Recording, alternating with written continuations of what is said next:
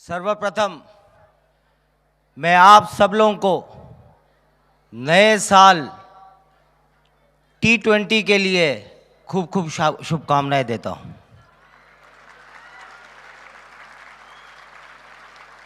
आशा करता हूं कि नया साल आप लोगों के भविष्य के लिए बहुत ही फायदेमंद रहे, बहुत ही फलपूर्वक रहे। मुझे स्वामी जी से मैं आभार मानता हूं कि मुझे देश के अलग अलग प्रांत, अलग अलग प्रदेश से आए हुए बच्चों को मैं अपनी कुछ अनुभव दे सकूं, जिससे मैं उनके लिए प्रेरणा बन सकूं कि वो देश के लिए, अपने समाज के लिए कुछ कर पाए। मुझे सौभाग्य मिला था कुछ इस तरह से कई ऑपरेशंस करने का। सर्वप्रथम मैं अपना परिचय दे दूं। मैं कर्नल तुषार जोशी, मैं कुमाऊं रेजिमेंट से बिलोंग करता हूं और अभी मैं राजकोट में एनसीसी ग्रुप में कार्यरत हूं। 2 गुजरात बटालियन एनसीसी को कमांड कर रहा हूं।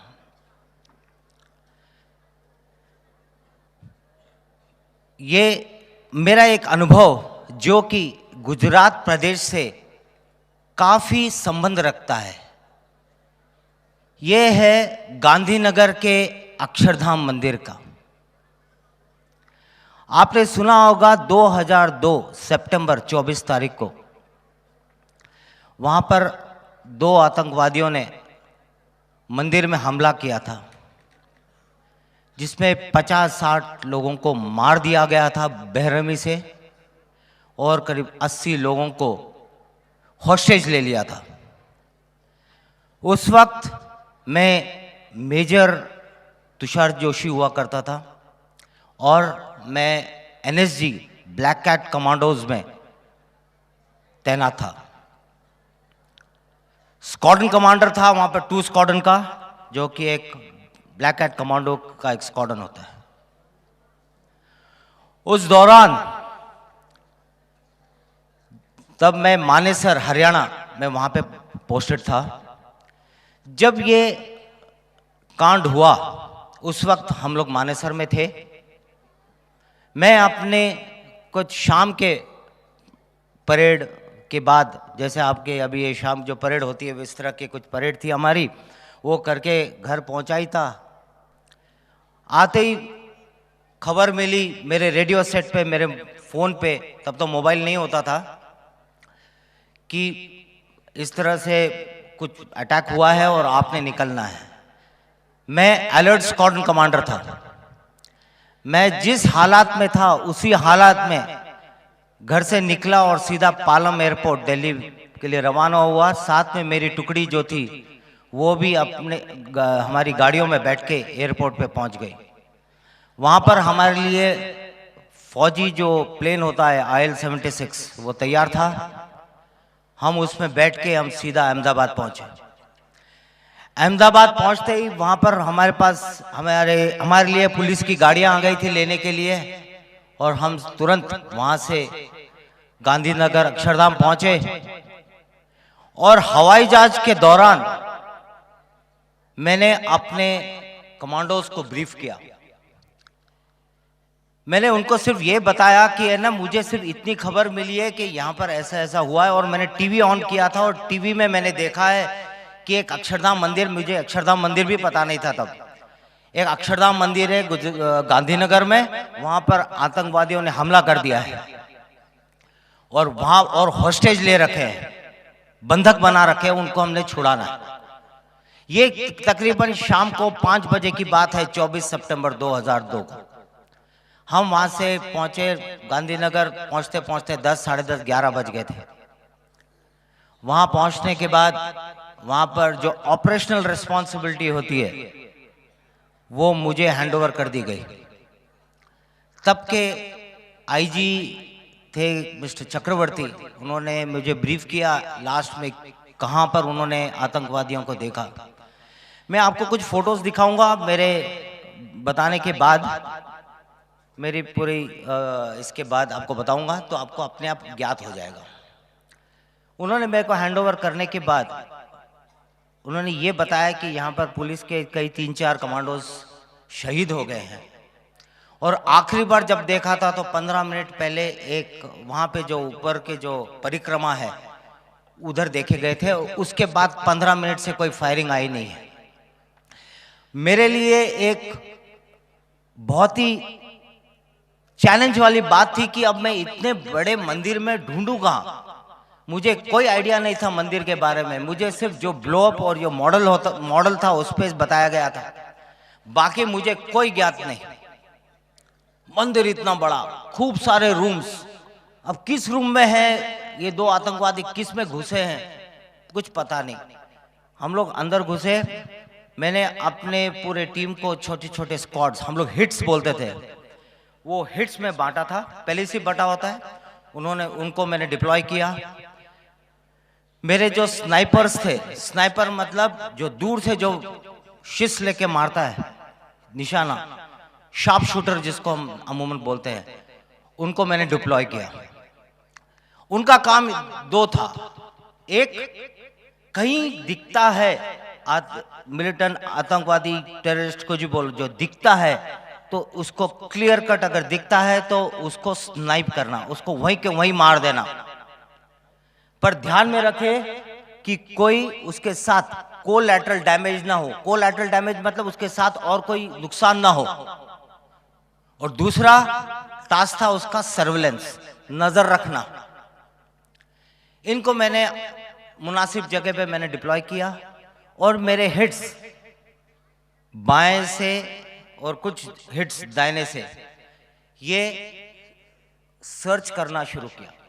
अब रूम में सर्च कैसे करें, हर रूम में तक घुसना मुश्किल था, मुश्किल नहीं मतलब पता नहीं था किस कमरे में है, तो हमें हर रूम में स्पेकुलेटिव फायर करना पड़ा। मतलब ऐसा फायर करके अंदर चेक करना पड़ा कि अगर हम फायर करेंगे तो मिलिटेंट पक्का उल्टा फायर करेगा हम पर, और इससे पता लग जाएगा कि उनकी लोकेशन आइडेंटिफाई हो जाएगी। तो इस तरह से हमने एक एक रूम चेक करना शुरू किया। आप अगर अक्षरधाम मंदिर में गए होंगे तो आपने देखा होगा दाहिनी तरफ एक हॉल है, ऑडिटोरियम, जिसमें पिक्चर दिखाते हैं, और उसके बाजू में एक टॉयलेट है। आप अगली बार कब जाओगे तब ध्यान रखना मेरी बात। जब अंदर घुसते हैं दाहिनी तरफ के फ्लैंक में एक ऑडिटोरियम है जहां पर पिक्चर दिखाई जाती है स्वामी नारायण जी के ऊपर, उसके बाजू में एक टॉयलेट है। जब सर्च कर रहे थे तो सर्च करते करते जब वो टॉयलेट के अंदर मेरी एक फर्स्ट और सेकंड मैन की एंट्री हुई, फायर करते करते अंदर से रिटर्न रिटेलिटरी फायर आया। फायर आते ही समझ गए कि अभी इसमें है। अंदर जब उन्होंने अंदर फ्लैश बैंग डाला, फ्लैश बैंग यानी एक ग्रेनेड होता है जिससे अंदर डालते ही वो खूब लाइट करता है, जिससे आंखें धुंधली अंधकार छा जाता है, और उसी का फायदा लेकर हमारे कमांडोस मारते हैं। जब ये किया तभी मेरे रेडियो सेट पे मैसेज आया कि ये मिलिटेंट जो टॉयलेट में छुपा था वो बाहर के दरवाजे से मंदिर की बाहर की तरफ निकल गया है, क्योंकि जो बाथरूम था एक तो अंदर की तरफ से दरवाजा था, एक बाहर के दरवाजे से था, एक बाहर की तरफ दरवाजा था जो सफाई वगैरह के लिए इस्तेमाल किया जाता था, वहां से वो बाहर निकल गया था। पर बाहर मेरा कॉर्डन था, जिन्होंने कॉर्डन मतलब जो घेरा लगाता है, वो जो कॉर्डन था उन्होंने उसको पिन डाउन कर दिया था, और वहां पर बैटल लड़ाई चल रही थी उसके साथ। वो पेड़ों के उसके बाहर अब देखोगे तो वहां पर एक नर्सरी थी, वो नर्सरी के पेड़ों में आड़ में छुपा हुआ था, और वहां पर सिर्फ मंदिर के जो बाहर की लाइटें थी, ये मैं टाइम बता दूं रात के 1-2 बज रहे थे। जब मैं अपनी मेरी जो टीम थी, छोटी हिट थी, मेरे साथ भी 4 कमांडोज थे, हम उसको लेके मैं बाहर गया क्योंकि मेरा उस पोजीशन में रहना जरूरी था। तो उसके पास में एक छोटी सी दीवार थी, उस दीवार के पीछे मैं चला गया अपने हिट के साथ। आपने देखा होगा बाहर की तरफ पीछे की तरफ जहां पर पुतले बनते हैं, स्कल्पचर्स बनते हैं, तो वो इलाका था। तो उस इलाके में मैं जाके दीवार के पीछे मैंने आड़ लिया, कवर लिया। वहां से मेरे को हमारे जवान, हमारे कमांडोज का और उस आतंकवादी का फायर, ये हमको मेरे को दिख रहा था। जब मैं उसके लाइन में आया, बिल्कुल उसके सामने आया, लेकिन दीवार के पीछे,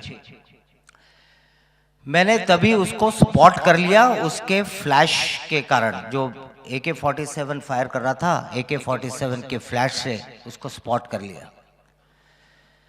अभी सिर्फ ये था कि बाकी इस बीच फायर करते करते मेरे एक JCO साहब, उनको गोली लगी और वो उनको इवैक्यूएट करना पड़ा, क्योंकि मिलिटेंट था, वो आतंकवादी था, वो उसका तो कोई निशान नहीं, वो तो बस अंधाधुंध फायर कर रहा था, जहां पर आवाज आई वहां फायर करता जा रहा था। उसमें मेरे एक JCO साहब थे, उनको गोली लग गई, उनको इवैक्यूएट कर दिया गया।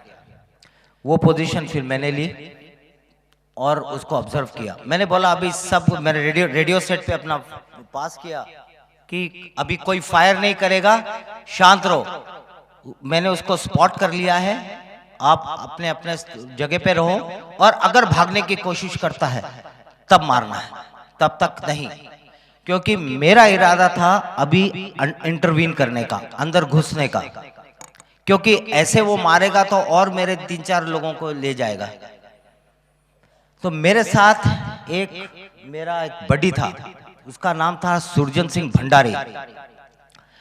आपने कहीं सुना होगा वो अक्षरधाम, आप तो बच्चे तब तो पैदा भी नहीं हुए होंगे, जो स्वामी जी होंगे और बाकी के जो बुजुर्ग होंगे उनको पता होगा।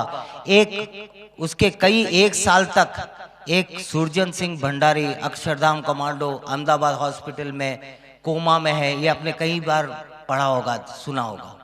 ये वही जवान था, वो मेरे साथ मेरा बडी था। मैंने उसके ऊपर नजर रखा, उस मिलिटेंट के ऊपर, उसके फ्लैश के ऊपर। मेरी नजर सिर्फ फ्लैश के ऊपर थी कि उसको स्पॉट करना था। मैंने सुरजन सिंह को बोला, बेटे वो मुझे दिख गया है और अभी हमने दीवार को कूदना है। दीवार इतनी छोटी थी, 3-4 फुट की दीवार थी, और उसके ऊपर ऐसे स्पाइक्स, ऐसे पोल लगे थे, और इसके ऊपर लाइटें थी। मैं यहाँ पर NVD से नाइट विजन डिवाइस से भी नहीं देख सकता था, क्योंकि वो लाइट का जब नाइट विजन डिवाइस पे पड़ता है तो वो इफेक्टिव नहीं होता है। मुझे ये थोड़ा सा प्रॉब्लम आ रही थी, क्योंकि उसको हम लोग दिख रहे थे, क्योंकि हमारे पीछे सिटी की लाइट्स थी, मंदिर की लाइट्स थी, इसलिए हमारे सर उसको दिख रहे थे। तो मेरा उठना भी खतरे से खाली नहीं था, पर मारना जरूरी था। मैंने सुरजन को बोला, बेटे मैंने उसको देख लिया है, मैं स्टैंड बाय गो बोलूंगा, उसमें हम लोग ग्रेनेड फेंकेंगे, उस ग्रेनेड के ब्लास्ट के साथ हम उठेंगे और हमारे पास जो MP5 वेपन था हम उसको फायर करेंगे, जिससे उसको एक्शन रिएक्ट करने के लिए मौका ना मिले। हुआ वही, मैंने बोला स्टैंड बाय गो। हम खड़े हुए, हमने ग्रेनेड फेंका और हमने हमारे हथियार फायर किए, और उसी फायर में उसने उल्टा फायर किया। ये तो बाद में पता लगा कि वो मरते मरते फायर कर रहा था, लेकिन उसने फायर किया और उस बस्ट में मेरे सुरजन सिंह भंडारी को कि यहाँ पर ब्रेन स्टेम होता है या कुछ खास नस होती, उस पर लगी और वो भाग करके नीचे गिर गया। और उसी बस्ट में उसको यहां लगी और मुझे गर्दन पे लगी, यहां काट के चले गया। मुझे पता ही नहीं लगा कि मुझे लगी है, क्योंकि ऐसे काट के गई थी। ये तो मुझे बाद में पता लगा जब मैं सुरजन सिंह भंडारी को CPR दे रहा था, जब मैं उसको रिसस्टेशन दे रहा था, सांस माउथ टू माउथ रेस्पिरेशन देख के उसको रिवाइव कर रहा था, तब उसने जब जोर से करके ऐसे सांस ली, तुरंत मैंने रेडियो सेट पे इसको आके इवैक्यूएट कराया। और जब मैं उसके मुंह में सांस दे रहा था, रिसस्टेशन दे रहा था, तब मेरा उसके मुंह पर ऐसा ब्लड छलका। ये ब्लड कहां से आया मुझे समझ में ना आया। फिर जब मैंने जांचा अपने आप को, तो मेरे यहां से ब्लड उसके मुंह पे गिरा था, क्योंकि मैं फोर्स लगा रहा था तो ब्लड स्पर्ट हुआ, बाहर गिरा। तब जब मुझे पता लगा कि यहाँ पे कटा है, तब मुझे उसके बाद दर्द होने लगा। तब तक काफी टाइम हो गया था, क्योंकि बॉडी गर्म थी, सामने दुश्मन था, तो इसमें मुझे पता नहीं लगा। लेकिन ऐसे काट के चले गया, कुछ मुंह दांत वांत मेरे टूट गए, वो हो गया था। पर बाद में जब बॉडी ठंडी हुई तब पता लगा कि मुझे चोट लगी है। पर मुझे कुछ हो नहीं रहा था, ऐसा कुछ वीकनेस वगैरह कुछ फील नहीं हो रहा था। तो मैंने अपना पटका बांधा और फिर तब तक मेरा दूसरा बडी आया और हम कूद के अंदर गए। तब तक कुछ फायर नहीं हुआ। तब जाके देखा तो वो मरा पड़ा था। हो सकता है वो मरते मरते उसने जो फायर किया और मेरा नुकसान कर गया। अभी था तो एक ही मरा था, अब दूसरा कहां है? दूसरा ढूंढना और मुश्किल हो गया, क्योंकि ये भी खबर मिली थी कि करीब 80 लोगों को उसने बंधक लिया है। वो कहां लिया है? पर जब इनिशियल में जो सर्च हम कर रहे थे, तब वहां के हिट ने मेरे को मैसेज दिया कि साहब यहां पर इस ऑडिटोरियम से कुछ औरतों की और बच्चों की अंदर से रोने की आवाज आ रही है। तब मुझे लगा कि ये हो न हो, ये वहीं हो सकता है, क्योंकि बाकी के कमरे तो हमने सर्च कर लिए थे। मेरी टीम उस कमरे को कॉर्डन कर लिया, एक बाहर का कॉर्डन लगा था, क्लोज इन हो गए, पास में पहुंचे। मेरे स्नाइपर्स जो मैंने शुरू में बताया, जो सर्वेलेंस कर रहे थे, उनको मैंने थोड़ा सा रीएडजस्ट किया और उनको बोला कि उस दरवाजे पे नजर रखो, कोई खबर कुछ होता है तो। क्योंकि मैं देख नहीं पा रहा था, क्योंकि मैं आड़ में था। तो वहां से ऊपर जहां स्नाइपर लगाया था, वहां से वो सर्वेलेंस कर रहे थे। इतने देर में मैंने सबको बता दिया कि अभी इसके साथ उस टेररिस्ट को बाहर कैसे निकालें, ये एक जरूरी था। ये जरूरी था कि अगर नॉर्मल अमूमन हमारी जो ड्रिल होती है, हमारा जो तरीका होता है कि दरवाजा में ब्लास्ट किया और अंदर गए और मारा, ये हम यहां पर नहीं कर सकते थे, क्योंकि अंदर सिविलियन बंधक थे। हमारे इस कार्रवाई के कारण हम कोई नुकसान न पहुंचाए, ये एक टेंशन था। ये एक खास मतलब बहुत ही जरूरी था कि हम सिर्फ टेररिस्ट को ही मारे, कोई कोलैटरल डैमेज ना हो। तो ये दिमाग में रखते हुए मुझे थोड़ा सा खेल खेलना पड़ा। उसको हम बोलते हैं साइकोलॉजिकल ऑप्स, साइऑप्स, उसके मन से खेलना। मैंने सारे जितने फायरिंग अभी तक चल रही थी सब मैंने बंद करवा दी। मैंने कह दिया अभी कोई फायर नहीं होगा, शांत बिल्कुल। मैंने रेडियो सेट पे पास कर दिया, सब शांत रहो, और ऐसा होना चाहिए कि कोई आवाज ही नहीं आए, कुछ भी ना आए। और इतनी देर में मैं और मेरा जो दूसरा बडी आ गया था सुरजन सिंह के बदले में, हम लोग ऊपर गए। वहां से एक सीढ़ी थी, एक जो रिपेयर मेंटेनेंस के लिए जो ऐसी क्रेन होती है, ऐसी सीढ़ी जो ऐसे ऐसे लंबी होती है, तो उस पे चढ़ के हम लोग छत पे गए। छत पे जाने के बाद वहां पर हमने अपनी इक्विपमेंट बांधा। एक एप्सिलिंग करके एक इक्विपमेंट होता है जो ऊंचे बिल्डिंग से नीचे उतरते हैं और जो कंट्रोल करके उतरते हैं, कंट्रोल डिसेंडर, जिसमें हम दबाते हैं तो हमारे बॉडी वेट से हम नीचे आते हैं, और हैंड फ्री, और छोड़ दो तो लटक जाते हैं। तो ये हैंड फ्री होता है, इसको कहते हैं एप्सिलिंग। एप्सिलिंग का इक्विपमेंट बांधा और हम दोनों नीचे उतरे। आप थोड़ा सा ध्यान अपने अक्षरधाम मंदिर की तरफ ले जाए, और जहां पर वो ऑडिटोरियम था उसके ऊपर की जो छत है, वो ऊपर के कॉरिडोर बनता है। तो उस छत तक, ये हॉल नंबर 5 है, if I am not wrong, hall number 5 है। आप जब भी जाओगे अगली बार ध्यान रखना। तो उस हॉल के उस दरवाजे के सामने ऊपर वाले छत के ऊपर हम दोनों खड़े हो गए, ऐसे टिक गए। अभी बात यही हुआ, हम वहां लटकते रहे। मेरा प्लान था कि अगर वो दरवाजा, क्योंकि था वो एक ही दरवाजा, बाहर आना था तो उसी से ही, और उस दरवाजे को मेरे स्नाइपर ने कवर कर रखा था और मेरे हिट्स ने भी कवर कर रखा था। पर स्नाइपर को मैंने हुक्म दिया था कि अगर वो अकेला क्लियर दिखता है तो मारना है। हम करीब 10, 15, 20 मिनट हम लोग लटके रहे। ऐसा हार्नेस बनता है पूरा, बनने के बाद ऐसे हम लटके रहे पकड़कर। थोड़ी देर के बाद 15-20 मिनट बाद मेरे सर्वेलेंस का मैसेज आया कि साहब वो दरवाजे से बाहर आए हैं, 2 लोग हैं, एक के हाथ में हथियार है, उसने लाल टी शर्ट पहना हुआ है, आपके बाएं हैं, आप उतरोगे तो आपके बाएं होगा, दाहिनी तरफ एक लेडी है। वो एक लेडी को बाहर लेके आया था, एक महिला को बाहर लेके आया था। ये चेक करने के लिए इतना बाहर शांत कैसा हो गया, आवाज बंद कैसे हो गई, क्योंकि वो भी इंक्विजिटिव था कि क्या हो गया बाहर कोई शांत। अभी तक तो इतने धूम धड़ाका हो रहा था, गोलीबारी हो रही थी, अभी एकदम शांत कैसा हो गया। तो वो देखने के लिए वो दरवाजा खोल के वो बाहर आया। और वो कॉरिडोर की चौड़ाई कितनी होगी, इतनी, एक 4 मीटर 5 मीटर बस। मैं उसके मेरा प्लान था उसके सामने उतरकर उसको मारने का, लेकिन जैसे ही मेरे साथ जो था उसका नाम था दुर्गा, मैंने उसको बोला दुर्गा तेरे को डर तो नहीं लग रहा है? तो बोला साहब आप हो मेरे साथ, मुझे डर किस बात का।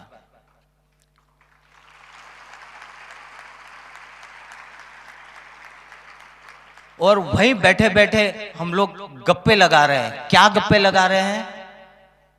मैं उस वक्त ये हालात थी जो अभी हमारे जो डॉक्टर विक्रम एक्स डीजीपी जो बता के गए कि लड़ाई के पहले गोली तैयार रहती है, अगर तुम्हारी नाम पे गोली बनी नहीं है तो कोई तुम्हें मार नहीं सकता। यही बात थी। मैंने दुर्गा को बोला बेटे अभी हम उतर रहे हैं, डरना मत। नहीं साहब आप हो मेरे साथ, मुझे डर नहीं। लेकिन एक बात बताऊं, डर तो मुझे भी लग रहा था क्योंकि मैं इंसान हूं, लेकिन हमारी ट्रेनिंग ने यह बताया कि डर के आगे भी जीत है। डरते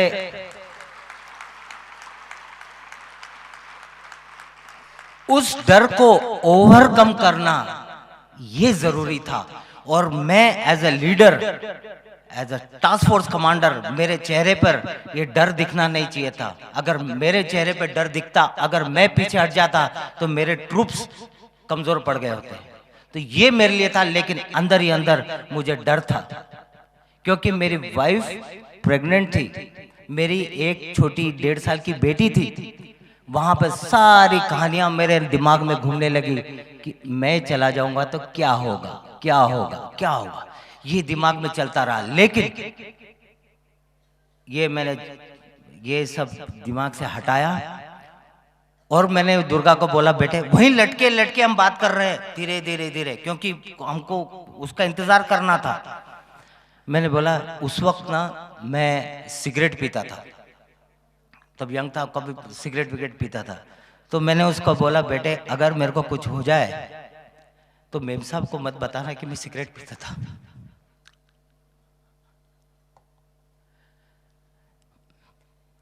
उसको भी इस तरह से लगा कि साहब ऐसे क्यों बात कर रहे हो, कुछ नहीं होगा।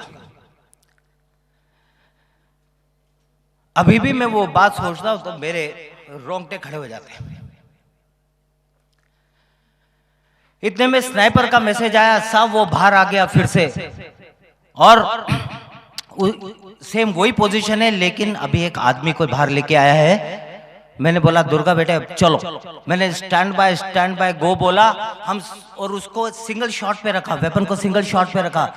बर्स्ट, एक सिंगल शॉट मोड होता है, एक बर्स्ट मोड होता है। बर्स्ट पे करेंगे तो कई गोलियां जाती है, उसमें कोलैटरल साथ वाला मरने का करता है, इसलिए मैं सिंगल शॉट मारा। अब दिमाग में ये था कि अगर मैं पहले मारूंगा तो मैं जीऊंगा, अगर उसने पहले मारेगा तो वो जिएगा।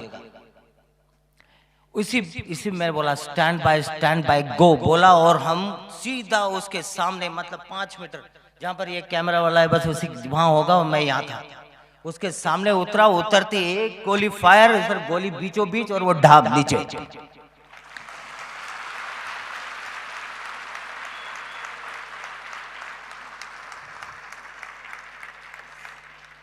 और उस वक्त जब मैंने उसको मारा मुझे पता नहीं लगा, मतलब, और जो मेरे पैर तब भी लटपट कर रहे थे, अभी भी कर रहे हैं, क्योंकि वो जो सीन अभी मैं देख रहा हूं याद आता है तो मेरे को एकदम वो।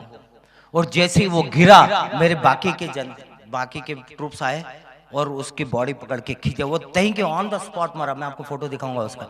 ऑन द स्पॉट उसको बाहर साइड में खींचा और वो लेडी को लेके आए। फिर अंदर दरवाजा खोल के अंदर गए तो अंदर 70-80 लोग, महिलाएं, बच्चे, छोटे बच्चे, और कितने करीब 5-6-8 घंटे से अंदर बंदे थे। छोटे छोटे बेबीज, दूध पीने वाले बच्चे, माताएं, मतलब वहां पे गंदगी हो चुकी थी, बूढ़े, मतलब इतना गंदा कर रखा। तो बेचारे करे तो क्या, वो हालात भी ऐसे थे। उन सबको हमने बाहर निकाला, बाहर तुरंत। ये सब तब हुआ जब मेरे ये मैंने अपना कपड़ा बांध रखा था और लकीली मेरे को इतना कुछ हो नहीं रहा था। ये ऊपर वाले की मेहरबानी कि मेरे को उतनी ताकत थी आखिर तक। ये सब गया, फिर उनको हमने बाहर निकाला। फिर उसके बाद सर्च ऑपरेशन शुरू हुआ। जब सर्च ऑपरेशन शुरू हुआ तो उसके बाद हमको 4 मैगजीन्स मिले जिसमें एम्यूनिशन फुल था, कुछ ग्रेनेड मिले, उनके खाने पीने का सामान, काजू, चॉकलेट्स, ये सब पड़े थे उनके बैग में। और जब ये दोनों बॉडीज को हमने, दोनों मिलिटेंट को रगड़ते हुए, खींचते हुए बाहर लेके आए, बाहर सारी पब्लिक खड़ी थी। क्योंकि और अभी प्रॉब्लम ये था कि अभी बाहर लेके जाऊंगा तो पब्लिक तो और मार देगी उनको, मरे को भी और मारेगी, इसलिए हम वो नहीं चाहते थे। इसलिए वहीं हम रगड़ते हुए उसको लेके आए। उसके पैर में रस्सी बांध के खींच के निकाला। ये हम कुछ भी हो, उसका अपमान नहीं, उस शव का हम ऐसा नहीं करना चाहते थे, पर ये हमारे सिखलाई में है कि जब ऐसा टेररिस्ट वगैरह होता है उसके पैर में बांध के खींचो, क्योंकि उसके शरीर पे भी ग्रेनेड होने के चांसेस होते हैं, जिसकी पिन निकली होती है और वो मरते मरते भी लोगों को मार सकता है। तो ये हमने तरीका अपनाया था उसकी बॉडी को निकालने का। उसके बाद हमने उसको, फिर इतना सब सामान मिला उनके पास, चॉकलेट्स, काजू, किशमिश, बादाम, ये सब रहे। उनकी इच्छा थी कि वो और हॉस्टेज लेते रहे, हॉस्टेज लेके रहे, और 2-3 दिन का प्रोग्राम था उनका, ऐसा लग रहा था। ये होने के बाद उस वक्त मैं एक जगह जाके बैठा और फिर वो आया, दुर्गा आया, साहब क्या हो गया? बोला कुछ नहीं, मेरे को थोड़ी चक्कर आ रही है। तब देखा मेरे इधर, इस दाहिनी साइड में इधर ऐसा बल्ज आ गया, ऐसा फूल गया है। फिर जब ऐसा दबाया तो ऐसा कुछ ऐसा लग रहा था कुछ ब्लीडिंग हुई है। तो बाहर कई डॉक्टर आ गए थे, कई मेडिकल, यही खासियत है गुजरात की। ऐसा कुछ हुआ तो सारे के सारे मदद के लिए पहुंच गए। जितने डॉक्टर थे सबने अपने स्टॉल लगा दिए थे, सारे स्टॉल लगा दिए। मेरे को तुरंत वहां से बाहर लेके गए, एक सर्जन थे, उन्होंने जस्ट देखा, उन्होंने फिर वो क्या ने बोला इंटरनल ब्लीडिंग है, और फिर करके मेरे को अहमदाबाद हॉस्पिटल में इवैक्यूएट किया। वहाँ जाके जो ब्लड फ्लश आउट कर सकते थे, जो भी किया उन्होंने मेरे को, डॉक्टर भूने पर जो कुछ मेरे ऊपर एडमिनिस्टर किया, और वो उसके बाद कुछ नहीं, मैं वहाँ पे मीडिया वाले पहुँच गए तो, पर मैं उस हालात में था नहीं बोलने के, पर वहाँ से मुझे प्लेन में मेरे को इवैक्यूएट कर दिया गया दिल्ली के हमारे रिसर्च एंड रेफरल हॉस्पिटल में। तो इस तरह से ये हमारा ऑपरेशन हुआ। अभी ये पूरी जो कहानी मैंने जो बताई आपको, ये कहानी तो क्या मतलब मेरे साथ हुआ है।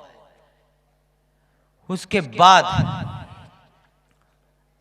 जब हमने उनके सामान को टटोला, ये तो खैर मुझे बाद में पता लगा, पर जब हमने सामान देखा उसमें कई ऐसी चीजें, एक लेटर मिला उर्दू में लिखा हुआ, वो हमने पढ़वाया, तो उसमें पता लगा कि ये उन्होंने गोधरा का रिवेंज लेने के लिए किया था, क्योंकि गोधरा का करीब मार्च अप्रैल में कुछ हुआ था और ये सितंबर में हुआ था, उसी साल 2002 में।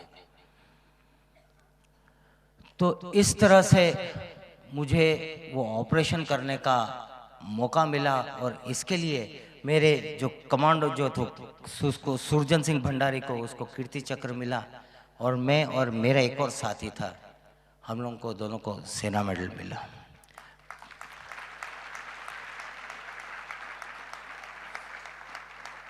मेरे को एक चीज कहना है कि हमारे हिंदुस्तान की फौज के जो अफसर जवान जेसीओस जो है ये बहादुर है। ये बाहर से तो दिखता ही है, लेकिन मैं अंदर रहकर मैं बता सकता हूं, कभी अपनी ड्यूटी और कहीं इसके लिए आपने कभी उनको आनाकानी करते हुए कभी नहीं देखा होगा। पीस टाइम हो, फील्ड में हो, कुछ भी। और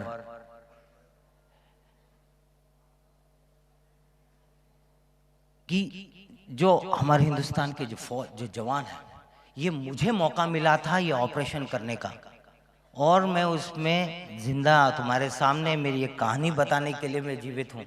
लेकिन कई लोग नहीं होते।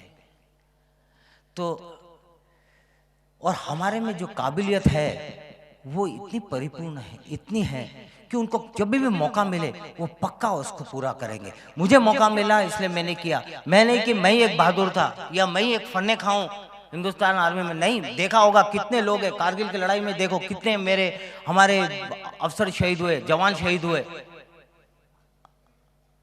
वो सब हमारे देश के काम आए।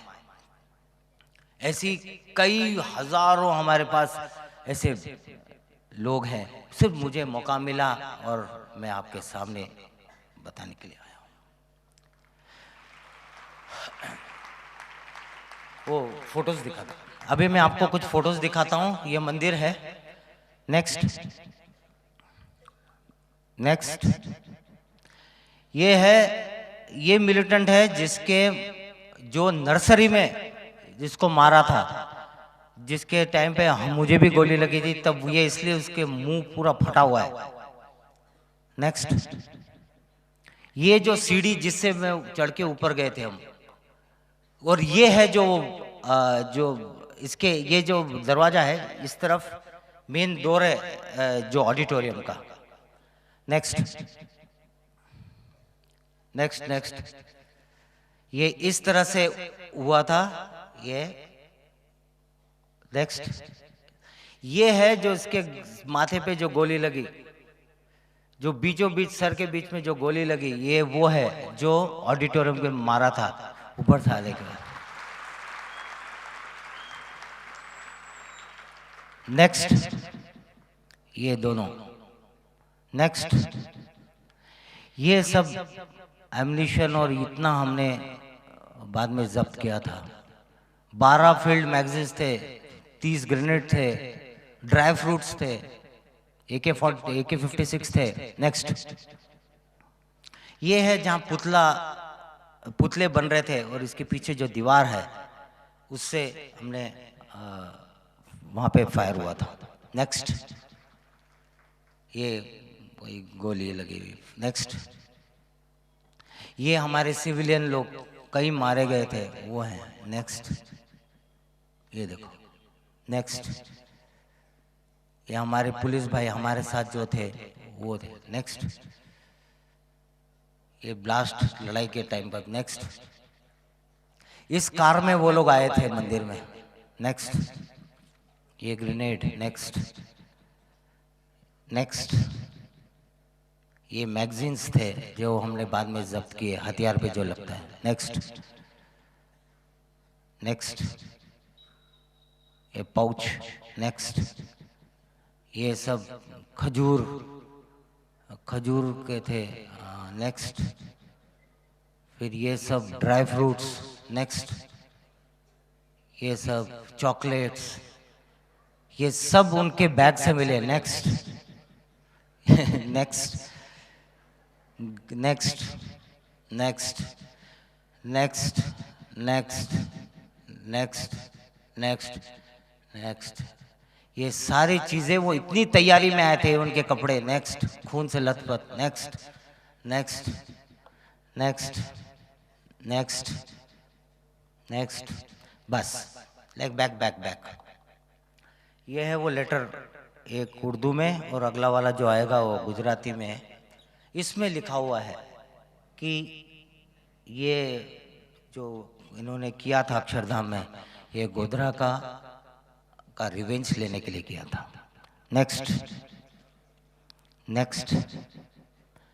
ये है, बाद में हमको फ्रूटी वीटी पिलाई गई थी वहाँ पर ऑपरेशन के बाद। नेक्स्ट, ये मेरा फोटो है बीच में जो रेडियो सेट के साथ, बीच में जो काला पटका बंधा है वो, और ये काला पट्टा जो बंधा हुआ है वो, और नीचे टेररिस्ट मरा पड़ा है। नेक्स्ट, ये मुझे अवार्ड मिला था प्रेसिडेंट की तरफ से। Next, thank you so much.